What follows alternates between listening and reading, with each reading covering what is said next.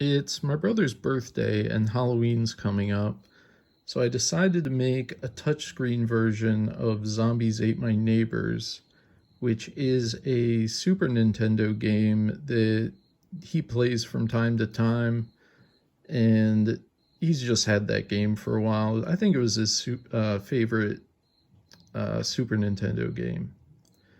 Uh, so this is an ESP32. A lot of ESP32s in there.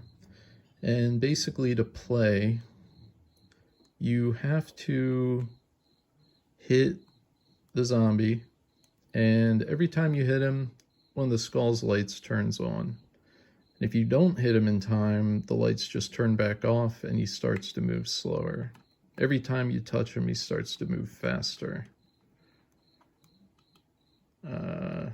Until all the lights turn on and yeah, there's no way I'm doing this while I'm holding a camera.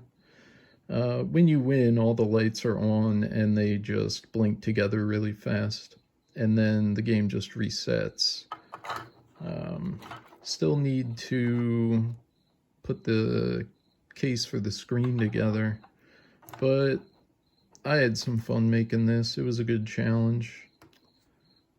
I'll put the code in a Google Doc in the description.